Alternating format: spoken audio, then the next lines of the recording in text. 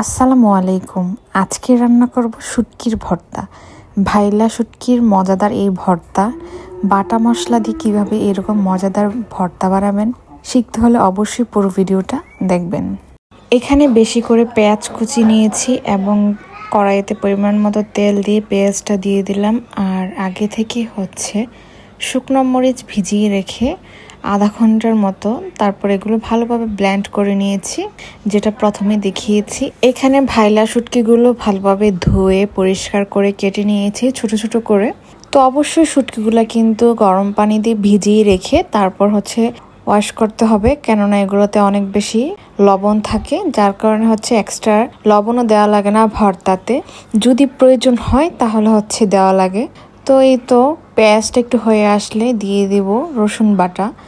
অবশ্যই শুটকি ভর্তাতে রসুন বাটাটা একটু বেশিই দেওয়া লাগে, তাহলে খুব সুন্দর একটা ফ্লেভার আসে। তো এখন রসুন বাটাটা দিয়ে একটু নেড়ে চেড়ে নিচ্ছি।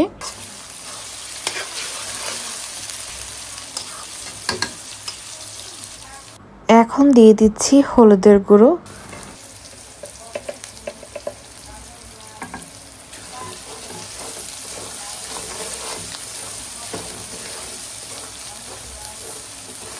হলুদের গুঁড়োটা দেওয়ার পর কিছুক্ষণ পেঁয়াজগুলো কষিয়ে নিয়ে তারপর দিয়ে দিব মরিচ বাটাটা, যেটা আগে থেকে মরিচ ব্লেন্ডার করে রেখেছিলাম।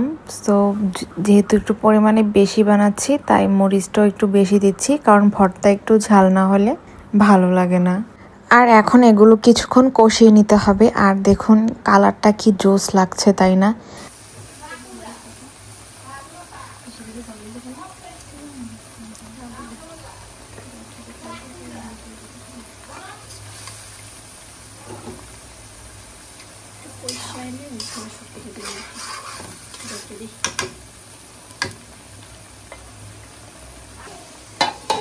এখন কিছুক্ষণের জন্য ঢেকে দিচ্ছি। এটা ভালো করে কষিয়ে আসলে তারপর দিয়ে দিব শুটকি।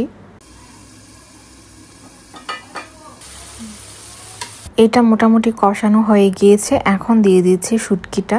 আর শুটকিটা দিয়ে অবশ্যই ভালোভাবে এগুলো মিশিয়ে নিয়ে আবারও ভালো করে কষাতে হবে।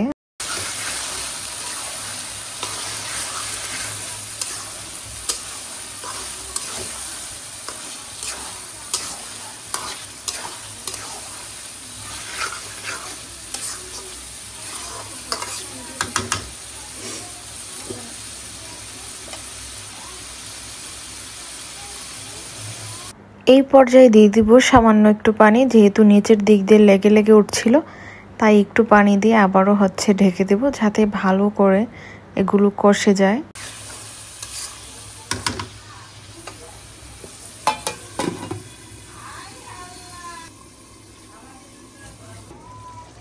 এখন কিন্তু অনেকটা ঝোল দেখা যাচ্ছে, এটা কিন্তু থাকবে না, আস্তে আস্তে একদম শুকিয়ে নিতে হবে। তাহলেই হয়ে যাবে আমাদের এই ভাইলা শুটকির মজার ভর্তা। আর এই যে দেখুন কতটা গাঢ় হয়ে গেছে এবং কালারটাও কত সুন্দর এসেছে। এইভাবে আরও কিছুক্ষণ কষিয়ে নিতে হবে, তাহলে পানিটাও টেনে যাবে, একদম শুকনো শুকনো হয়ে যাবে ভর্তাটা। তো এই পর্যায়ে একটু আমি লবণ দেখে নিচ্ছিলাম যে এক্সট্রা কোনো লবণ দেওয়া লাগবে কিনা। দেখলাম যে না, শুটকি থেকেই অনেক বেশি লবণ বাহির হয়েছে, এক্সট্রা কোনো লবণ দেওয়ার প্রয়োজনই হয় নাই।